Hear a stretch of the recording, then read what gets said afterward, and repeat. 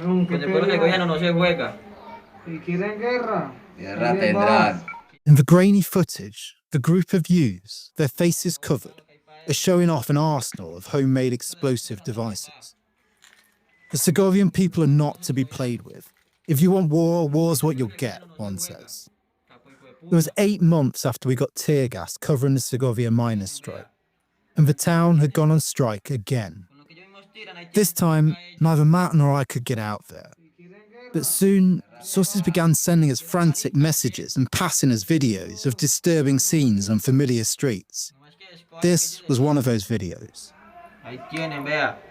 Y los antimotines. Con lo que ellos mismos tiran, ahí tienen también para ellos. We got everything. To the riot police. The same weapons they use against us, we will use against them, says one, while the person filming pans the camera to show the name of Segovia's mayor spelled out in dynamite. The first videos had been of marching riot police and fleeing crowds. Then came the flaming barricades, torched houses and rocks raining down on armoured police trucks as explosions lit up the night sky. Then things really escalated. A lone policeman raising a rifle and appearing to fire on unseen targets. Riot police wounded by an explosion, writhing in a hospital bed. A twitching youth sprawled out on the street, blood pouring from an open chest wound. There were snapshots of the town spiralling out of control. The governor of Antioquia, the northwestern Colombian state where Segovia is located, justified the police violence with claims that the strike had been infiltrated. There were 2 strikes going on, he said. A peaceful strike by artisanal miners and a violent strike by armed groups. He was not completely wrong. We heard from those in the thick of it that both leftist guerrillas and the criminal paramilitaries of the Gaitanista Self-Defense Forces of Colombia, known as the AGC for their Spanish initials, were stirring the chaos and feeding the violence. But there were not 2 strikes, no neat line between criminal and legitimate, peaceful and violent. The miners had had enough. They didn't need criminals or militias to tell them that. It felt like the line in the sand moment we've been hearing about since we started this investigation was finally here. Surely this was it, Segovia's breaking point, the moment when everything would change, for better or for worse. It went on for 43 days, but when the miners, the state and the company finally came to an agreement to bring it to an end, that agreement looked pretty much like every other agreement we'd seen to that point. Maybe the details were different, but the aims, objectives, pledges and methods all looked numbingly familiar. We thought we'd be back to Segovia soon enough to find out what was going on. Within a few months, maybe. But those months turned into years. And by the time we finally made it back to Segovia, we didn't know what to expect. From Insight Crime, this is The Shadow of El Dorado, a series about the intricate web of corruption, violence and complicity behind the gold trade in Segovia, and the story of how this once thriving Colombian mining town became a mafia stronghold. I'm James Bargent. And I'm Matt Charles. This is the final chapter in this series, Episode 7, War Stories.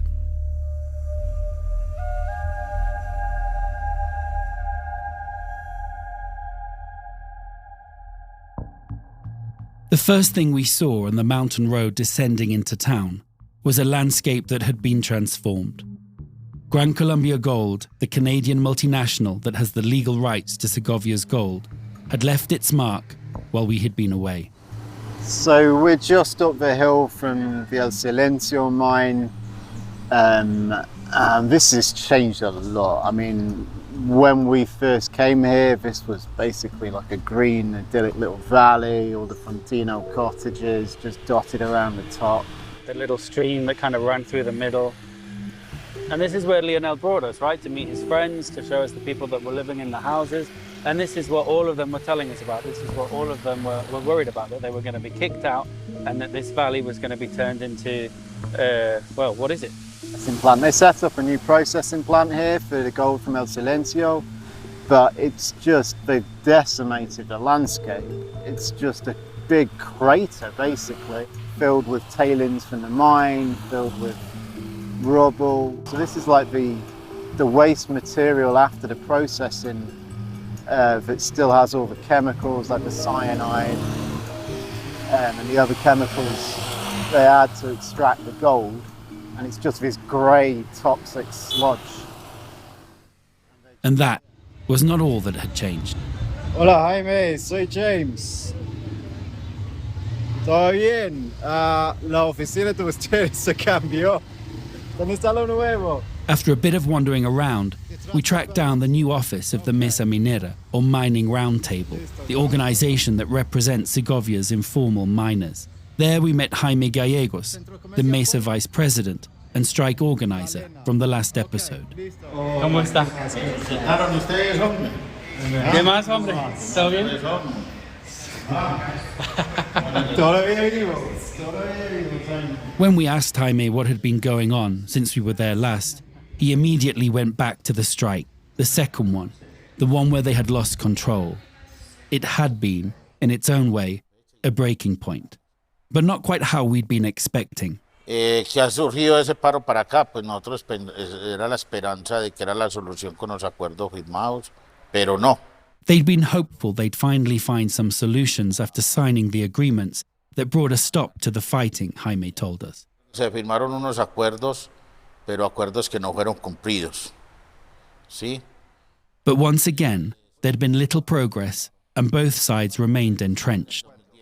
Then, on his last day in office, the governor of Antioquia dissolved the negotiating table with no warning, and they hadn't talked to the company in the 2 years since. In the absence of talks, the company had taken a new line of attack, and a pretty brazen one, considering what we found out over the course of this investigation.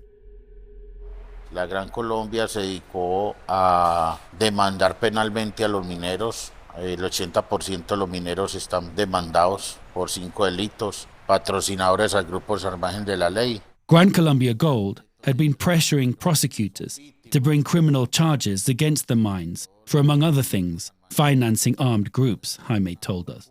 Y la Fiscalía del Gobierno los toma como patrocinadores al grupo al margen de la ley. When the miners have to pay off armed groups, he said, the prosecutors treat them as sponsors of organized crime. Las multinacionales supuestamente también hacen lo mismo, pero para la multinacional el gobierno y la fiscalía los toman como los extorsionaron.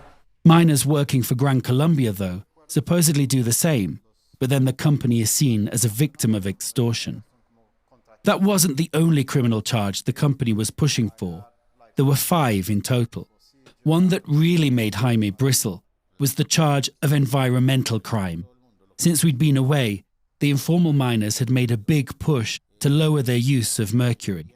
And all the while, the company had been building the huge processing plant and tailings pit we'd seen on our way into town. Entonces por eso nosotros decimos que nosotros no somos los depredadores del medio ambiente en Segovia y Remedios, sino que es la Gran Colombia. They displaced a whole neighborhood of families, Jaime said. They knocked down the houses, destroyed the streams, cut down the trees. It was the company, not the informal miners, that was preying on the environment, he added. But the miners weren't the only ones the company was going after through the courts. It was also using the Colombia-Canada Free Trade Agreement to sue the Colombian government for not protecting their assets from illegal miners and armed groups. The company had demanded $700 million in damages. Jaime didn't seem to take any pleasure in the bitter irony. He just sounded exasperated. Se fueron a favor de las multinacionales y desprotegieron a los mineros colombianos. Estas multinacionales cogieron un poder inmenso que mandan más que el mismo Estado. The state had favored the multinationals and left Colombia's miners unprotected, he said. And now those companies had gained immense power and were ordering the state around like it were on the company payroll. Y no, aquí no mandaría ni presidente, ni fiscal, ni el presidente de la República, sino se le dio tanto poder que ellos son un estado sobre el estado. They gave so much power to the multinationals that the companies are now their own state above the state, he added. We arranged to visit Las Brisas mine in the hope of catching up with Fabian and the brothers Jorge and Pela Mula, the Segovian miners who we followed throughout this series. Fabian was out of town, but Jorge and Pela Mula agreed to meet us after their shift. They were still underground when we arrived, so while we were waiting, we got a tour of the mine's latest addition, an on-site processing mill. The new mill was different to the ones we'd seen before. It extracted the gold from ore without using mercury. A trabajar mineral para el momento, que ya es la minería limpia. A eso es lo que se le llama minería limpia. Vamos a trabajar minería limpia. This is what they want to do, the miner giving us the tour told us. Practice clean mining at Las Brisas. When Jorge and Pelo emerged from the mine, we sat down with them for a coffee at the little shack cafe where the miners got their meals. Jorge picked up where our tour guide had left off. Hemos mejorado la tecnología para trabajar mejor, más limpio, para trabajar como lo mandan las normas, sin contaminar menos y tratar de cuidarnos nosotros también. This had been the biggest change at Las Brisas since we were last there, Jorge told us. Their work to improve their technology. The idea was to work better and cleaner, to work within the regulations, not only to contaminate less, but to take care of themselves as well.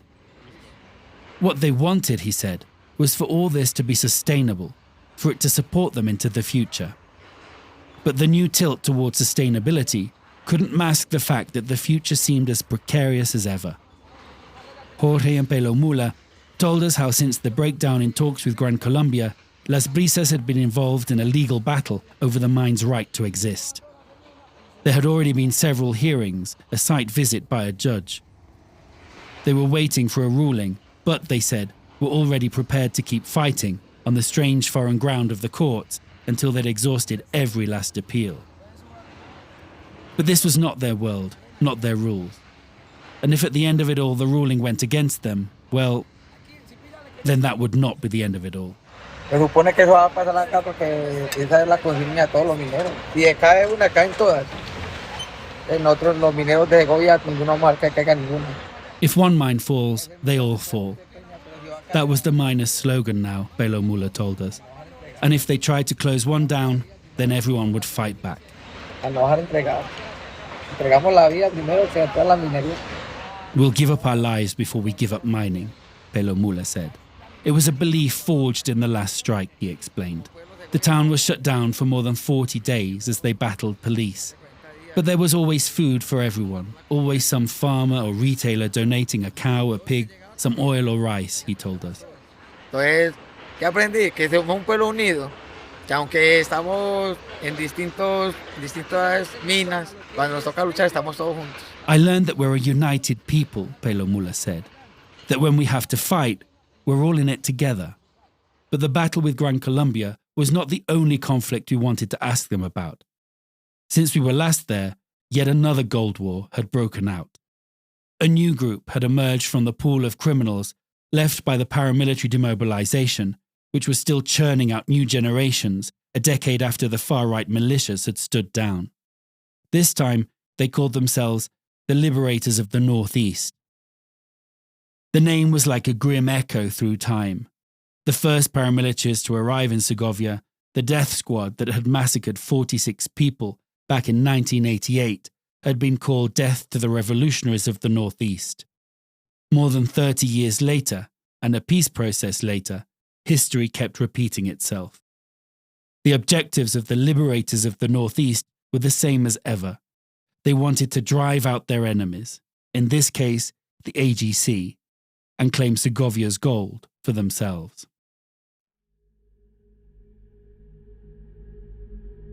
The fighting had not been as intense as previous rounds, certainly not reaching the horrifying peaks of the AGC's war with the Rastrojos, which we covered earlier in the series.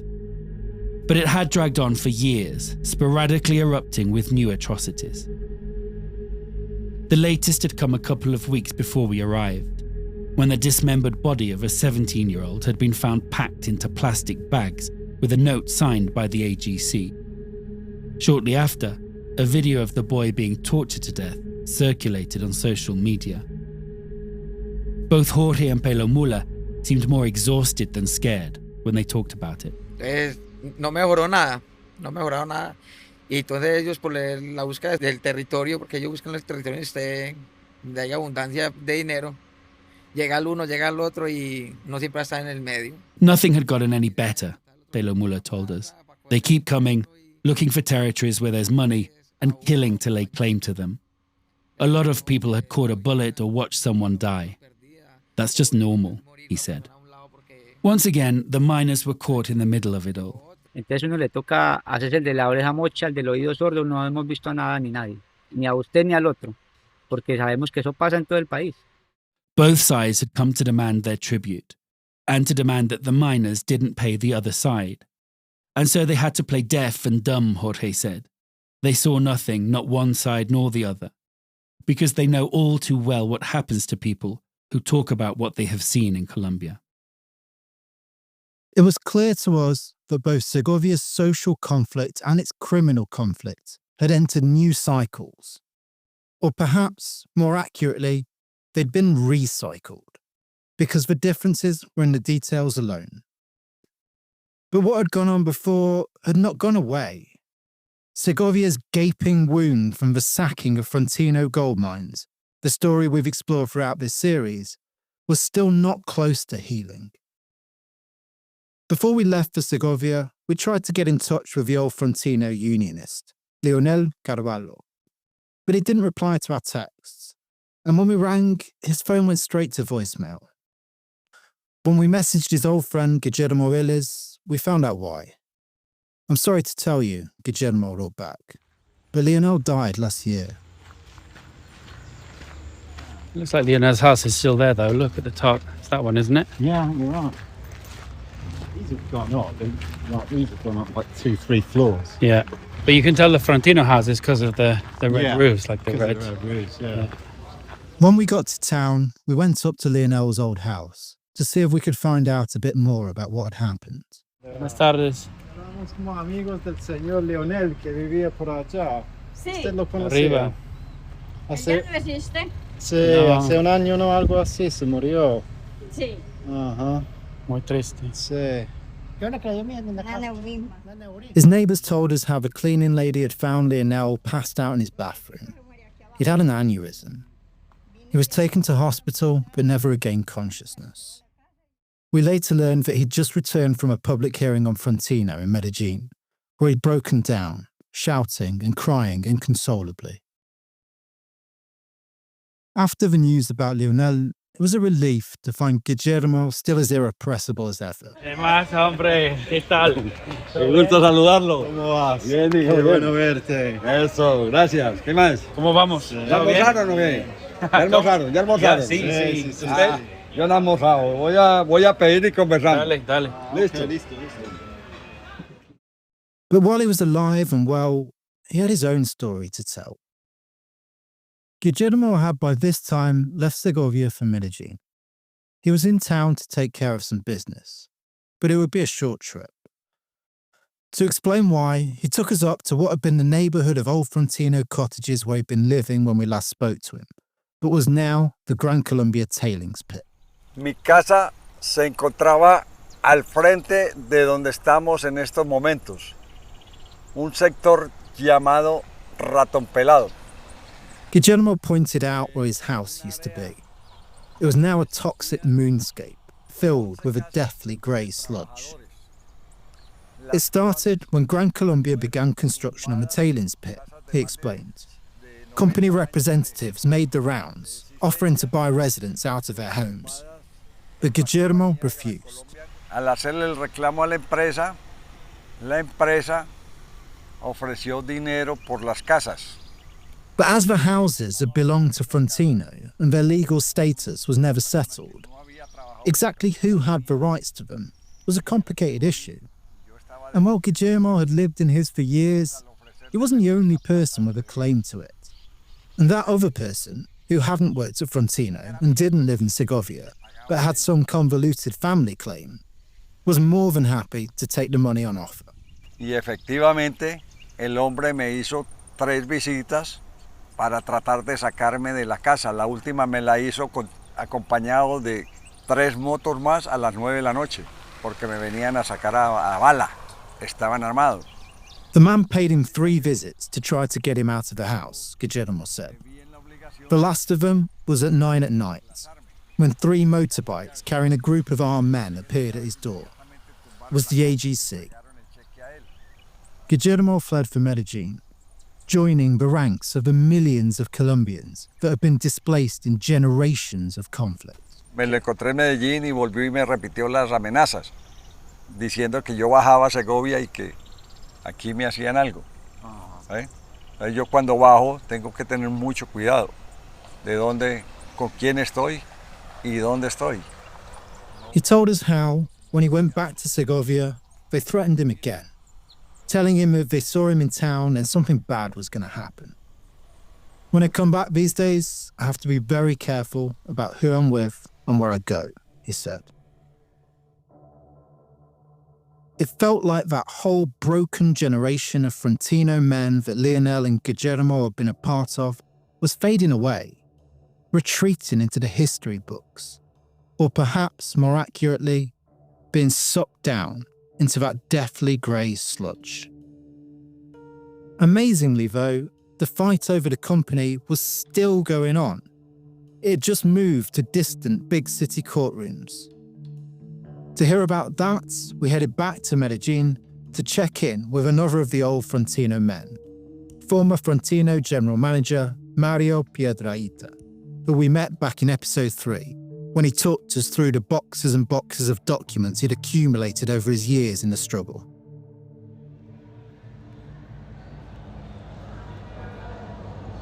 Mario had been part of the Frontino management, so was never in the union with Lionel and Guillermo. But when we called, he told us to meet him at the miners' union office in the city centre. The last time we saw Mario, he was leading a legal battle for reparations on behalf of the Frontino workers and pensioners from his house in Medellin. As revealed in earlier episodes, the workers and pensioners claimed the company for themselves, based on a document in which the foreign owners left it to them to pay off the owner's pension and labour obligations.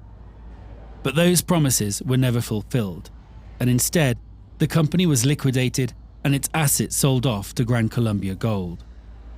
When we asked him how the case was going, he chuckled. "Let me tell you about that movie," he said. Le contamos esa película. Esa demanda se hizo en el 2012. Yo creo que usted sabe, pidiendo lo que nos dejaron de dar desde 1979, que la empresa es nuestra, a la fecha. Fuera de eso, los perjuicios morales, económicos. Mario explained how they lodged their claim in 2012, demanding the state hand over what they should have handed over way back in 1979, the company itself, and that then it also pay compensation for economic and moral damages. After hearing nothing back for nearly a decade, Mario and the union launched a barrage of legal filings, trying to provoke a response. Their lawyer warned them not to, Mario said, saying they'd annoy the judges into ruling against them, but they decided after 10 years of silence, they had little to lose. What happened next was eerily similar to their previous efforts to reclaim the company through the courts over a decade before, which we detailed in episode 4. First, they got shunted between different courts, bouncing between jurisdictions. Then, their case was thrown out on a technicality. Dicen que el sindicato no puede reclamar por los trabajadores, que el sindicato no es el indicado para ¿para qué es un sindicato? Para hablar por sus trabajadores, para defender a los trabajadores. Although over 1,000 workers and pensions had authorized Mario to represent them in the case, their filings had been through the union, and the union, the court ruled, could not represent those workers, Mario told us. What's a union for then, Mario said, still exasperated after all these years. By this time, though, Mario and the union had already taken their complaint elsewhere. They filed a case with the International Court of Human Rights. And, in what felt was their best chance, they'd also filed a case with the Special Jurisdiction for Peace, better known as the HEP. The HEP was born out of the 2016 peace agreement with the FARC guerrillas as a truth, justice and reparation mechanism. But its scope wasn't limited to the battles between the FARC and the state and its proxies. It was there for anyone who had suffered as a result of Colombia's conflict, and that included them. The Frontino story, they were saying, was a war story. Para nosotros es un tema de conflicto armado en Colombia, por lo que te decía ahora, que ellos se aprovecharon del exterminio de la UP para por ahí derecho exterminar a los dirigentes sindicales, a los trabajadores que estaban reclamando la empresa como propiedad. Mario explained to us why, listing many of the events we've explored throughout this series. The paramilitary campaign to exterminate leftists that began with the 1988 massacre, the killings of unionists, the invasion of the El Silencio mine by the paramilitary-backed mine robbers known as machuqueros, the warlord Macaco and his belief he was going to buy the Frontino mines after demobilizing his forces, the handing out of mining contracts to paramilitary associates by a government-appointed liquidator who himself would later be convicted of being a paramilitary associate, and the rise of Macaco's aide, Julio Errazo, as the new company's biggest contractor. It was all part of the same plan, they were arguing. They, the paramilitaries, the war profiteers, Colombia's parasitic elites, were after the company, the crown jewel that was Frontino, he explained, and they had been the whole time. We asked why this was a case for a body essentially set up to investigate war crimes. Sí, porque es muy sencilla la respuesta. Lo que pasa es que en este caso de la Frontino está metido hasta las agallas del doctor Álvaro Uribe Vélez. Él fue el cerebro maquinador de todo eso. Because, Mario replied, of the man who was the mastermind of all of this, former President Álvaro Uribe. Uribe, he said, was in this up to the gills. As we've revealed in this series, Uribe's shadow falls across this whole sordid saga. It was Uribe's peace process that led to Macaco negotiating his Frontino deal, and Uribe who appointed Macaco's associate as his special presidential advisor on the liquidation process. When the sale of Frontino was faltering, it was Uribe's government who reached out to the investors working with Frank Gistra, a man Uribe had met through former US President Bill Clinton. And when the sale went through, it was Uribe's allies that got lucrative executive and board positions. Uribe is known in Colombia as a war president, the man who drove back the guerrillas at any cost. And this, Mario and the Frontino men were arguing, was part of that cost. Even if the ruling goes against them, though, Mario, the union, and what remains of the Frontino men will not let this go. Como que una rabiecita interna le va dando como así, pues que es que esto que es una cosa que es legal y que es lógica y por pura corrupción no se va a dar. They have this anger inside, he said, that this was pure corruption, and it's left people hungry, sick and dying without any recognition of their rights. That, Mario said, is what gives them the strength to continue.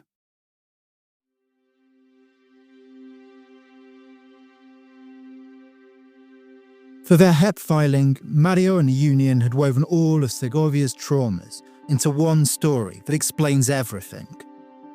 Looking back on it that way, it looked plausible. Another conspiracy of power. But doing this investigation, we got close to many of those stories, spoke to the people involved, dug up the case files, court rulings, and commercial registries. And whenever we had the idea of a conspiracy, which required planning, coordination, and organisation, began to unravel into chaos and opportunism. This was a war story, all right, a classic of the genre in one of the most war-torn countries in the world. But not the type you see in the movies, or on TV, or even in the history books. This was a real war story. And real war stories are about chaos and opportunism. It was a real war story because the poor killed each other, while the powerful got rich. Because no one in this story was really innocent. but nearly everyone was a victim. Because nothing was clear, there were no easy answers and no obvious solutions. Because no one really remembers exactly how it all started. And because it never really ends. And it's gold that's kept this war alive all this time, paying its bills and driving its combatants ever onwards to the next battle. Because there's only one thing that has never stopped and never changed throughout it all. The flow of Segovia's blood gold from this Andean mountain range all the way to our phones and our jewellery. If you want to dive deeper into the story of Segovia and blood gold in Colombia, head to our website at insightcrime.org. There you can see videos and photos of the scenes described and interviews with key characters. Explore documents laying out the paper trail we uncovered during our investigation, and delve deeper into some of the stories and people mentioned in this podcast. The Shadow of El Dorado is an Insight Crime podcast produced with La No Ficción. It was reported and written by me, James Bargent, and produced by Matt Charles. Script editing was by Stephen Dudley and Tatiana Lozano with the help of Elisa Roldan. Stephen and Elisa are the executive producers of the series. Sound design and editing for this episode by Jairo Pineda, and our graphic designer is Isabella Soto. Fact-checking for this episode was done by Alejandra Rodriguez. Thanks for this series go out to Michael Norby, Hannah Stone, Rebecca Levi, Jenny Erin Smith, Seth Robbins, and Ariel Safdie. This series was the product of 8 years of investigation and on-the-ground fieldwork. This sort of work can be slow and painstaking, and it can be dangerous. It can also be expensive. If you want to help Insight Crime continue to produce in-depth investigations and analysis of organised crime, you can make a donation at insightcrime.org.